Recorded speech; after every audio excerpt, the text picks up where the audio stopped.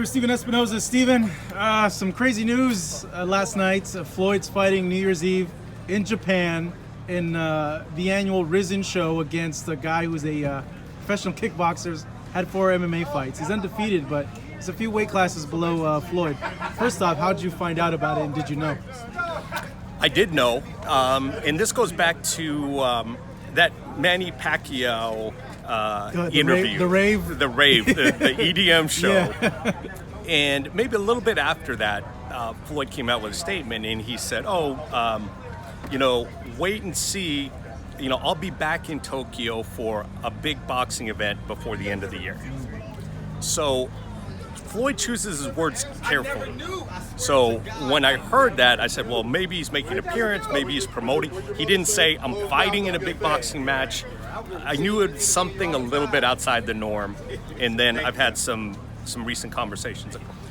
Look, this comes out of the blue for a lot of people. It is a strange event. The kid's a superstar, the kickboxer. I mean, he does stuff in the ring that you only see in martial arts movies. I mean, the only guy I've seen do stuff like that on a competitive level is, Kung Lee in his prime. Used to do some stuff that was like, blew people's minds. This kid is a whole different level. But you're right. He's smaller. He's a kickboxer. There's a lot that's still undetermined. The rules of the fight, how long a fight, all the arrangements. That's why all the distribution isn't set. I mean, from my perspective, it's a little premature. I probably wouldn't have scheduled a press conference if I was in their shoes. Clearly, I'm not. But there still remains a lot of negotiation to do internally. And, from our perspective, we're going to sort of wait and see what kind of event it is, when exactly it's happening. We know it's New Year's Eve. We don't know the timing exactly. And then we'll see. Look, it's a unique event. Anytime Floyd fights, no matter what the circumstances, it's a worldwide event. And he's constantly sort of breaking new ground. So you give it to him. This is breaking new ground without question. Man, I got a ton of questions. First off, is he still under contract with you guys? Can he, if they do the broadcast, you guys are going to be a part of it, or how's that going to work? It's something that they have brought to us, and we've had conversations. The reality at this point, there's still so much unknown that we can't really get a good handle on it. So we've had preliminary discussions. Obviously we're invested in Floyd Mayweather business. We have been invested. We're going to be invested. And if it's something that's in demand, and it makes sense for us to do, then we'll do our best to lock it down for Showtime subscribers. Mm-hmm. Now, in terms of, I guess the type, is it going to be a hybrid fight? Is it going to be a boxing fight? What do you know? I think that's the big question. Obviously, there's been a number of different entities after him for MMA fights. He's gone back and forth with UFC about maybe fighting, in UFC rules. So he was serious about that. At various points. I mean, it's intriguing, for him. At this point, I think, honestly, it's still in negotiation. Clearly they're close enough that they feel like an event's going to happen and it's worth announcing. But I think it's my sense that they're still actually negotiating what exactly can happen, in the ring or in the, in the cage, or however they're going to structure it. He's always said for him to come out and come back, it's going to take a lot of money, $100 million. Knowing Rizin, and I've followed them, they've had trouble securing stars in their home country because of the financing. Right. And it just kind of made me scratch my head, wait a second, they were struggling to get guys for their own promotion, but they were able to get Floyd. Floyd is going to demand $100 million at least to fight. What do you know on that end about? Well, again, there are a lot of question marks.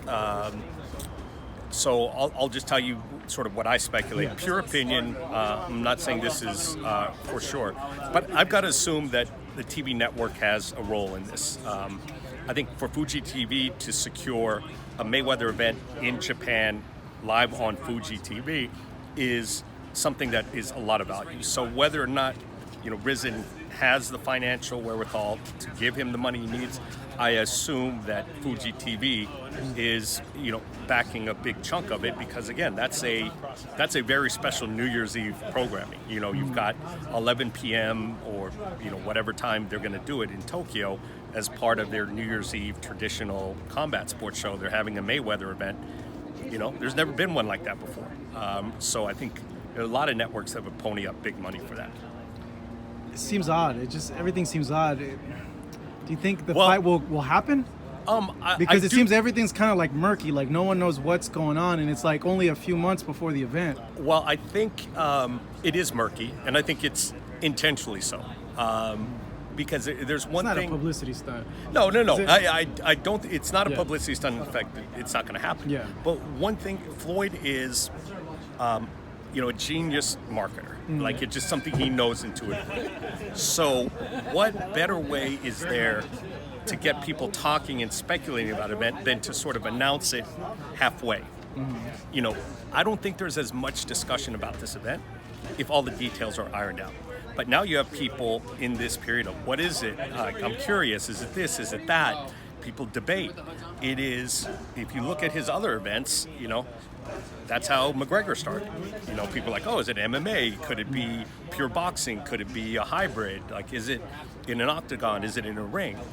And ultimately, that got cleared up over time. So if I look at it, this doesn't look all that different from what his playbook has been before, where sort of teasing things without full details to get people intrigued.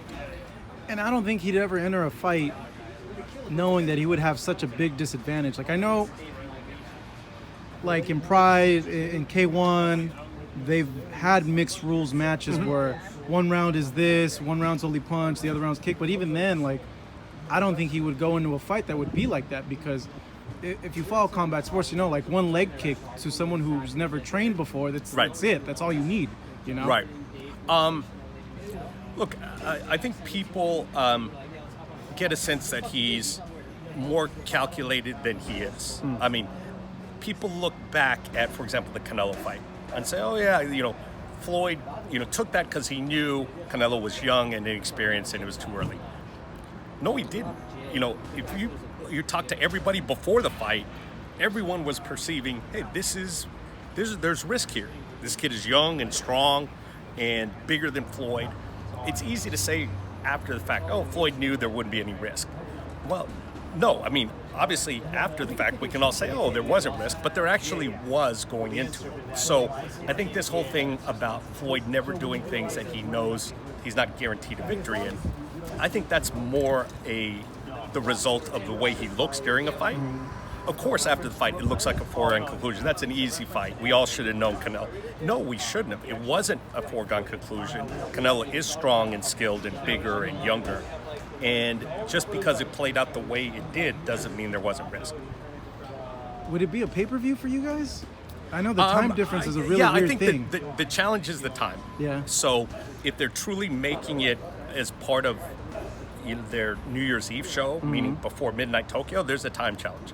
It's not insurmountable. But it's not ideal, though. It's not ideal for a pay-per-view, but look, I can't think of another situation where there's been a live pay-per-view at that time. But look, I can't think of another situation where so many people have been interested in an event like this. I mean, this is something where you break into SportsCenter, it's on the crawl, and all of a sudden, Floyd hasn't said anything in particular about it, and it's still generating massive attention. So, look, just because it hasn't been done before, I don't think that means it can't be done. Have you spoken to him? I haven't spoken to him this week. The last time I spoke to him was probably 2 or 3 weeks ago. And he said he was in the middle of, working on something really interesting in Tokyo. So he doesn't always let me in on everything either. Have you tried calling him since the announcement? No, the reality is, I know he's over there, and I might try him, later on because let's see. Because I would imagine all the questions I have, you have, right? No, I had the same questions, so probably, look, I'm going to the airport after this, we do the math, it's probably, about 6 a.m. by the time I get there. That's about the time Floyd's coming home in Tokyo, so that might be a good time. Maybe I'll get him on the phone.